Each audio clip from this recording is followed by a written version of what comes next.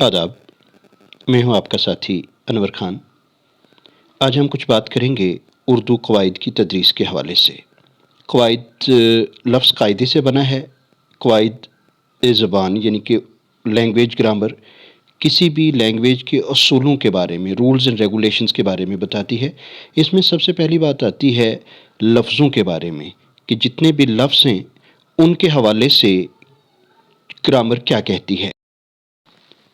कोई भी लफ्ज़ किसी भी ज़ुबान की बुनियादी इकाई है, यानी कि ज़बान में पहले हर्फ नहीं आता, लेटर्स नहीं आते, बल्कि वर्ड्स लफ्ज़ आते हैं। तो लफ्ज़ों के हवाले से जो ग्रामर बात करती है उसे इल्म सर्फ़ कहा जाता है। इन्हीं लफ्ज़ों से मिलकर जुमले यानी कि सेंटेंसेस बनते हैं। अगर सर्फ़ मॉर्फोलॉजी है तो सिंटैक्स को उर्दू में इल्म नहव कहा जाता है। यानी कि जब भी हम कोई जुमला या सेंटेंस बनाते हैं तो उसमें लफ्ज़ किस तरतीब के साथ आते हैं, पहले कौन सा लफ्ज़ आएगा, फिर दूसरा कौन सा आएगा, कब लफ्ज़ एक इसम की शक्ल इख्तियार करेगा, कब फ़ेल की, कर हर्फ की। तो ये सारी चीज़ें सर्फ और नाहव, मॉर्फोलॉजी और सिंटैक्स हमें सिखाती है कि किस तरीके से हम लैंग्वेज की साइंस को सीख सकते हैं। अगर हम लैंग्वेज की बात करें, ज़बान में देखें तो बहुत से लफ्ज़ होते हैं। कुछ लफ्ज़ ऐसे होते हैं जिनके कुछ ना कुछ मानी ज़रूर होते हैं, वो मीनिंगफुल वर्ड्स होते हैं। लेकिन बहुत सारे लफ्ज़ ऐसे भी होते हैं जिनके कोई मानी नहीं होते। अगर हम कवायद की बात करें, उर्दू ग्रामर की बात करें, तो उर्दू ग्रामर में जो लफ्ज़ बामानी होते हैं, मीनिंगफुल, उनको कलमा कहा जाता है, और जिनका कोई मानी ना हो उनको मुहम्मल कहते हैं। ग्रामर सिर्फ़ और सिर्फ कलमे से बहस करती है, यानी कि मीनिंगफुल वर्ड से। आज हम इसम की तदरीस के बारे में कुछ बात करेंगे। आप देख रहे होंगे कि आपकी स्क्रीन पे कुछ सेंटेंसेस लिखे हैं। जैसे पहला सेंटेंस है, राम लिख रहा है, घोड़ा वफादार जानवर है, आम बहुत मीठा है, हिंदुस्तान हमारा वतन है। ये चार जुमले हैं। इनके आगे आपने तस्वीरें भी दिखी कि एक लड़का लिखता हुआ दिखाई दे रहा है, एक जानवर भी है। अगर हम इन जुमलों की बात करें, राम लिख रहा है, घोड़ा वफादार जानवर है, आम बहुत मीठा है, हिंदुस्तान हमारा वतन है। इन जुमलों में आप देखेंगे कि राम, घोड़ा, आम और हिंदुस्तान क्या है। बिल्कुल सही कहा, ये सब के सब नाम हैं। जी हाँ, राम, घोड़ा, आम, हिंदुस्तान नाम है।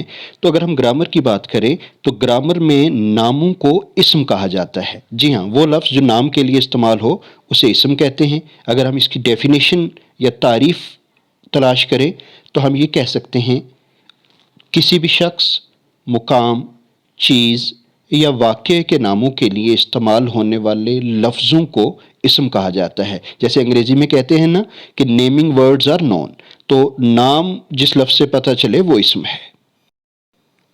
अब एक सरगर्मी करते हैं। आपकी स्क्रीन पे एक तस्वीर नज़र आ रही है दरमियान में, जहाँ लिखा हुआ है ये एक लड़का है, ये एक लड़की है, ये एक फूल है। ये आपने देखा, हर तस्वीर के आगे एक एक हमने जुमला लिखा हुआ है।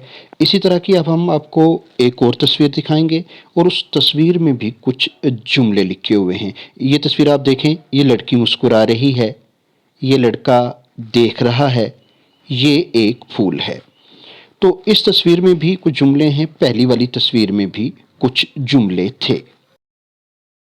अब हम देखते हैं कि इससे हासिल क्या हो रहा है। लड़का, लड़की, फूल, ये तीनों इसम हैं, यानी कि नाउन्स हैं।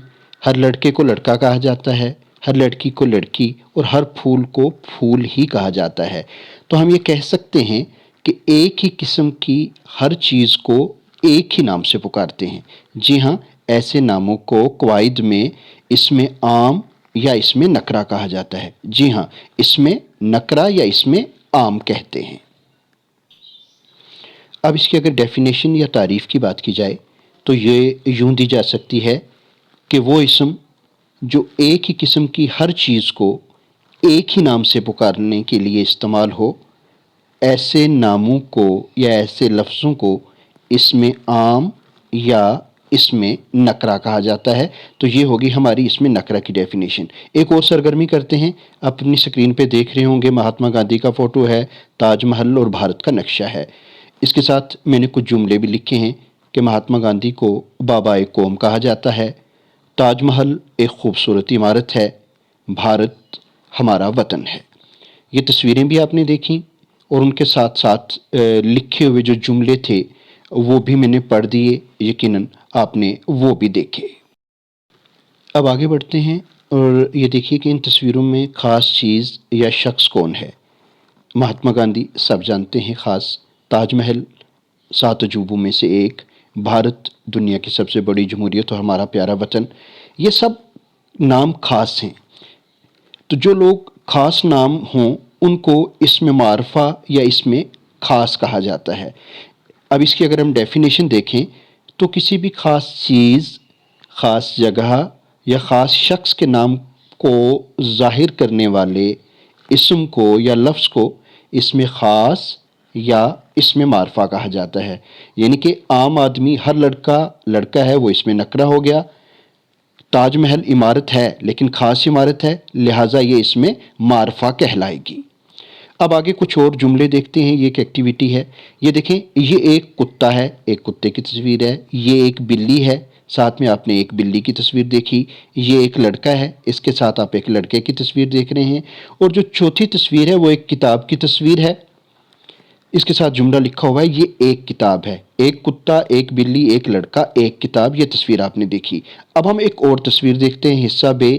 یہ 2 بلیاں ہیں، یہ 3 کتابیں ہیں، یہ 6 کتے ہیں، 5 لڑکے کھیل رہے ہیں۔ ان 4 تصویروں میں آپ دیکھ رہے ہوں گے کہ پہلی تصویر میں 2 بلیاں ہیں، دوسرا جملہ اور تصویر ہے کہ 3 کتابیں ہیں، تیسرا ہے 6 کتے ہیں، اور اس کے ساتھ جو چوتھی تصویر ہے وہاں 5 لڑکے کھیل رہے ہیں۔ اب اگر ہم پہلی اور اس دوسری تصویر کا موازنہ یا کمپیریزن کریں تو ہم کیا دیکھیں گے کہ پہلی میں جتنی بھی چیزیں تھیں 4 تصویر میں، اس میں ہر چیز کی گنتی صرف 1 ہے، لیکن اس کے برعکس جو دوسری تصویر ہم نے دیکھی اس میں بلیاں 2 ہیں، کتابیں زیادہ ہیں، کتے 6 ہیں، لڑکے 5 ہیں، تو دوسری تصویر میں گنتی 2 یا اس سے زیادہ ہے۔ تو قواعد یا گرامر میں ایک چیز کو واحد کہتے ہیں اور 2 یا اس سے زیادہ کو جمع کہا جاتا ہے۔ تو اب اگر ہم اس کی ڈیفینیشن یا تعریف کی بات کریں تو آپ یہ کہہ سکتے ہیں کہ گنتی یا تعداد کے لحاظ سے اسم کی 2 قسمیں ہیں۔ یہ 2 قسمیں کون کون سی ہیں؟ جس میں چیز ایک ہو یعنی کہ واحد ہو تو اس کو قواعد میں واحد کہا جاتا ہے، اور جب گنتی 2 یا اس سے زیادہ ہو جائے تو ایسی چیز کو جمع کہا جاتا ہے۔ ایک واحد، 2 یا اس سے زیادہ جمع۔ اب ہم ایک اور سرگرمی کرتے ہیں۔ اب دیکھیں، یہ تصویر ہے جس کے اوپر الف لکھا ہوا ہے، اس میں کتا بیٹھا ہے، گھوڑا کھڑا ہے، لڑکا مسکرا رہا ہے، مرد دیکھ رہا ہے۔ تو یہ 4 جملے ہم نے اس میں لکھے ہیں۔ اب ایک اور تصویر دیکھتے ہیں، بے۔ یہ ایک بلی ہے، گائے کھڑی ہے، لڑکی بیٹھی ہے، عورت مسکرا رہی ہے۔ جب ہم ان دونوں تصویروں کا موازنہ کریں گے تو ایک چیز ہمارے سامنے آئے گی۔ میں دونوں کو جوڑتا ہوں آپ کے ساتھ۔ دیکھیے، الف میں کتا، لڑکا، گھوڑا، مرد کی بات ہے، دوسری میں بلی، عورت، لڑکی اور گائے کی بات ہے۔ تو حصہ الف میں سب اسم نر ہیں جبکہ حصہ بے میں سبھی اسم مادہ ہیں۔